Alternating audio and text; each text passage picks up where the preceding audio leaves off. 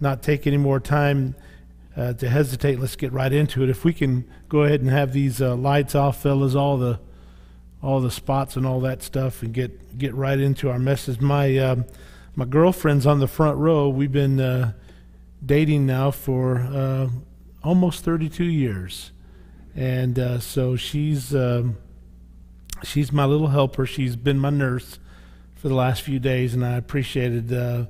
She normally takes the kids to the church that they're going to. We still have two teenagers at home that she homeschools during the week, and we have two other ones that are grown, but those two are keeping us young, and so she's the teacher and I'm the principal. So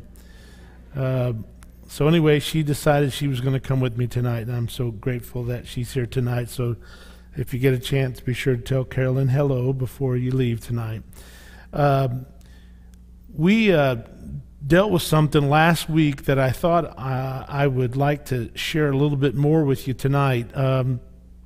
Last week we talked about this decision that took place last month with the Lutherans, and how that they had voted to favor ordaining homosexuals. And we were talking about the fact how all this fits in prophecy. The Bible tells us that one of the things that would transpire before the coming of the Lord, there would be a great apostasy, a great falling away. And we're seeing it especially in the mainline denominations, the denominations that were the cutting edge denominations. Obviously the Lutheran movement was the foundational group that came from the Reformation. And but something I thought was rather interesting, I was catching in the news. It says here, freak tornado strikes during Lutheran convention while voting on homosexual ministers. And of course, as soon as I saw that, I'd look into this.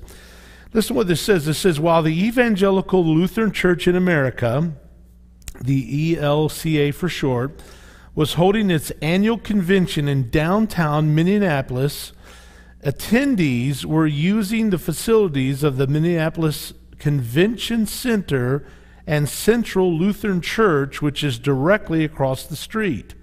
At this year's convention, a blatant pro-homosexual position validating chaste same-sex relations was to be voted on. According to the ELCA's printed convention schedule, now listen to this, it was to be voted on at 2 p.m. on Wednesday, August the 19th. On a day when no severe weather was predicted or expected, a tornado forms, baffling the weather experts, most saying they've never seen anything like it. An extremely rare tornado touched down in downtown Minneapolis at, you guessed it, at 2 p.m. The tornado scattered large outdoor tents and chairs that were being used for the National Convention. There was extensive roof damage at the Minneapolis Convention Center, where the actual conference was assembled, as well as where the votes on the same-sex issue were actually cast. The tornado also caused damage to the Central Lutheran Church building, which was being used as a central meeting place for the convention, and then the tornado just went away. The 90-year-old church steeple on top of the Central Lutheran Church was struck and split in two. It was left with the cross hanging upside down. And as quoted from the paper, the church was built in 1929 and certainly had no tornado activity near it to this date. Now, that's just an odd coincidence, isn't it? Of course, today, a lot of people would judge you if you would say that that was possibly, and a very good possible chance, that maybe God might have done just that. But some people don't believe that, and that's fine. But I want to ask you a question. Do you think that God still has control over the winds? When we read in Luke chapter 8 that after the Lord had rebuked the winds, it says, they being afraid wondered, saying one to another, what manner of man is this? For he commandeth even the winds and the water, and they obey him.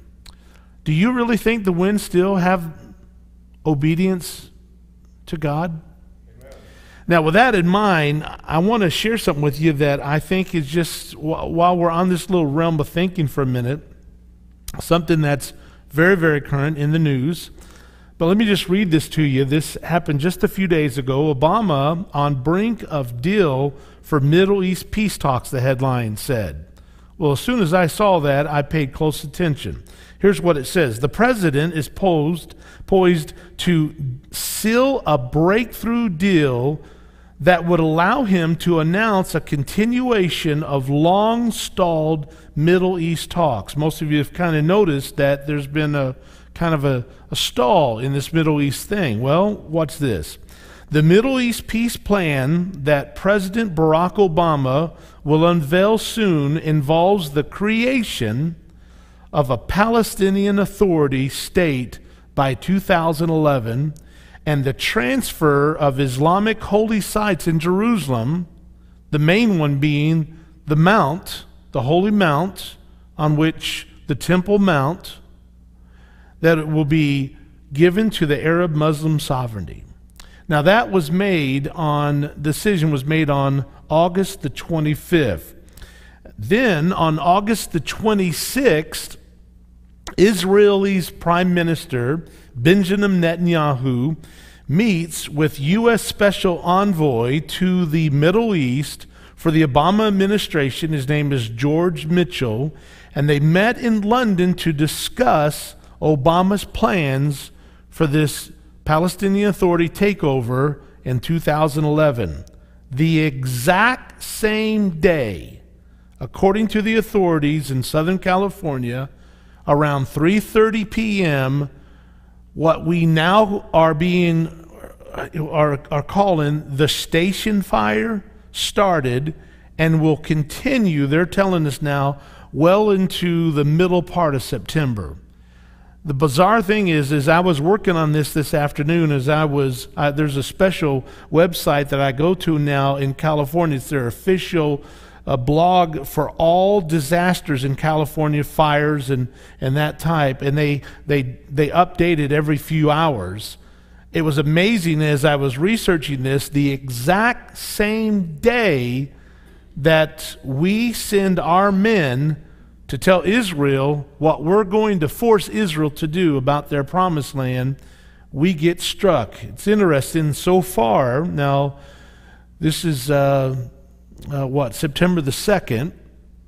Over 140,000 plus acres have been destroyed, and there's only 22% of this fire that's contained as of about 4 or 5 hours ago. But here's what's interesting. The station fire in the Angeles National Forest, now listen to this, is estimated to have burned over 140,000 acres, making it, now listen to this, saints, the country's biggest fire in over 100 years. Now, isn't that a coincidence? That it happened just within. Now, if you were with us when we were here, I think it was probably about a year ago, in January, if I remember correctly, we dealt with one example after another. I have now on record probably somewhere close to 70 to 80 examples of within 24 hours of every time we forced Israel to give away land, God smacks us for it. And I'll give you some scriptures about that in a minute. The fire has threatened the Mount Wilson Observatory, along with the television transmission towers serving Los Angeles. Mount Wilson is home to more than 24 towers and supports antennas that beam signals for television and FM radio stations throughout the region. Now, matter of fact, I was just on the phone yesterday setting up some more meetings in California. When I go to California, you know what I preach? I preach this exact same thing. And it's an astonishing fact that lots and lots of Christians have forgotten that we serve a God that does things like this.